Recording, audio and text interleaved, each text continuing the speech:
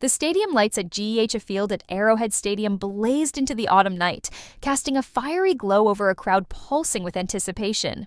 It was Week 6, prime time, and the Kansas City Chiefs were squaring off against the surging Detroit Lions. For Chiefs fans, the stakes couldn't have been higher. After an uneven start to the season, their team desperately needed a win to claw back to an even record.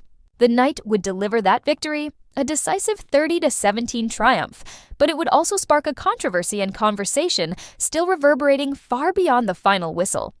Patrick Mahomes, the Chiefs' magician at quarterback, spent that night weaving spells through the Lions' defense.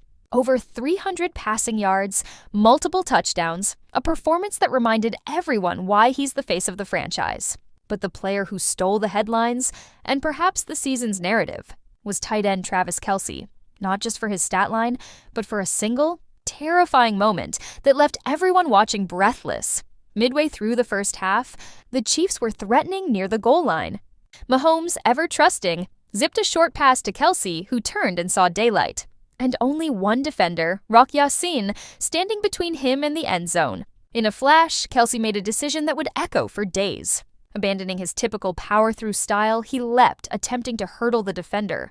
Ya-Sin, unyielding, undercut him midair. Time seemed to freeze. Kelce somersaulted over Ya-Sin, twisting in the air, then crashed down with a sickening thud, landing directly on his head and helmet. Arrowhead fell silent. Social media erupted, with instant replay clips circulating as fans and analysts posted their fears. Was Kelce okay? Was this the kind of impact that ends seasons? Or worse? The sideline scene was frantic. Andy Reid, the Chiefs' stoic head coach, rushed over, kneeling by his star. Trainers circled. Their eyes darted, searching for any sign of trouble. A glassy stare, a stagger, a moment's hesitation. But after what many thought was an alarmingly brief evaluation, Kelce was not only upright, he was back in the game, skipping the league's infamous blue medical tent entirely. On the very next play, the Chiefs punched in a touchdown. The crowd roared, but for many, the celebration was tainted with worry. How could Kelce possibly be cleared so quickly? Why wasn't the league's much-touted concussion protocol initiated, especially after such a violent impact? The absence of a penalty flag was one thing. The lack of a formal medical check was something else entirely. Online, the debate exploded. Amateur doctors pored over slow-motion video, searching for evidence of a dazed look or wobbly legs. Hashtags questioning Kelce's health began trending. Critics zeroed in on the league's own rules. Any player who suffers a forceful head-to-ground impact should be automatically evaluated. Kelce's fall, in every way, fit the bill. After the game, Kelce stood at the podium, all bravado and humor. He laughed off the play as a stupid decision, blaming himself for trying to go airborne.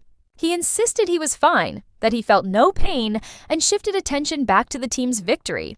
On his podcast with his brother Jason, he doubled down, saying his first thought lying on the turf was simply embarrassment, not injury. The official injury report in the days that followed seemed to corroborate his claims. Kelce was a full participant in practice, listed with no limitations. The narrative, it seemed, was over. Another scare, another escape. Chiefs Nation exhaled, or so everyone thought. Football, though, has a way of hiding its true costs. The big hits and spectacular plays make the highlight reels, but the pain and uncertainty often linger long after the crowd files out. In the days leading up to the Chiefs' next pivotal matchup, a divisional showdown against the Las Vegas Raiders, that hidden drama burst back into the open. This time, Kelce's tone was different. At a press conference, his usual swagger was replaced by something more subdued, even somber. He admitted he still felt a slight pain, an ache still present from that brutal collision with the Arrowhead turf. His words were cautious, almost cryptic. "We'll see where my strength leads me tomorrow." Suddenly, the bravado was gone, replaced by a vulnerability rarely seen in one of the NFL's Iron Men. The news sent shockwaves through the league. Was this just a lingering bruise or something deeper? The questions multiplied. Was the original evaluation sufficient? Did Kelce mask his symptoms to stay on the field? Or did the adrenaline simply override the pain until later? Most chilling of all, was this an early warning sign of an injury that could haunt him for weeks or years? The Chiefs now faced an excruciating decision. Do they risk their superstar on a short week, knowing the stakes and the dangers?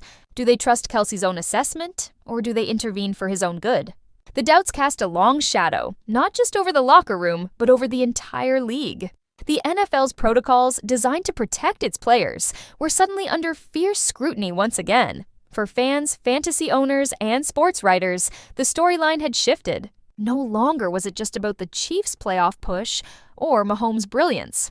It was about the very nature of football itself, the dangers players accept, the pressures to perform, and the systems meant to protect them. Kelce's slight pain became a symbol, a small, persistent ache that could signal much larger problems beneath the surface. In the days that followed, Chiefs officials offered little clarification. The team cited privacy protocols, refusing to elaborate on the specifics of Kelce's injury. Off the record, though, insiders hinted at heated debates within the organization about whether to place Kelce on the injury report. The coaching staff began giving backup tight ends more practice reps. Mahomes, diplomatic as ever, told reporters he trusted Kelce to do what was right for his health, but the true stakes stretched far beyond X's and O's. This was now a test of the league's commitment to safety, a referendum on whether the protocols are real protections or just window dressing. For years, the NFL has battled criticism over its handling of concussions and traumatic brain injuries. Landmark rule changes after 2020 were supposed to usher in a new era of caution. Yet in this moment, with one of the league's brightest stars openly admitting to pain after being cleared, that promise was being put to the ultimate test. For Kelce, the pressure was immense. He's more than just a player. He's a face of the franchise, a media personality, a role model for millions. The expectation is that he'll suit up, tough it out, and deliver in the clutch. Yet now, for the first time, he was publicly acknowledging a limit. The indestructible force had revealed a crack. Every decision from here carried consequences. Play through the pain and risk an injury that could derail a season or a career. Sit out and face questions about toughness or commitment, fair or not. For the Chiefs, the calculus was equally brutal. Risk your star's health for a key win, or prioritize long-term safety and roll the dice with backups. The Kelce saga became a microcosm of a larger debate raging across all of pro sports. What does it really mean to protect athletes from themselves? Can protocols be enforced when the brightest stars are involved, or do the rules bend under the weight of playoff races and TV ratings? The NFL has made progress, but the events of that night in Kansas City suggest the journey is far from over. As the Raiders game approached, all eyes turned not to the scoreboard, but to the sideline, to see if number 87 would appear. The answer would speak volumes, not just about Kelce's pain tolerance, but about a league's willingness to put people before points. For Kelce, the real battle may not come with the next catch or touchdown, but in the quiet hours after the game, when the adrenaline fades and the pain returns. How much is too much? When does courage become recklessness? The answer isn't just personal. It's one the entire league must grapple with. This story is still unfolding. The victory over the Lions, so electrifying in the moment, now feels distant, overshadowed by the uncertainty of what comes next. The true cost of that somersaulting leap is only beginning to be understood. So keep watching. The coming days will test not only Travis Kelce's resilience, but the NFL's resolve to protect its own. The slight pain he feels now could become a defining moment for the sport, and everyone invested in football, fans, players, coaches, and league officials, is holding their breath, waiting to see how this chapter ends.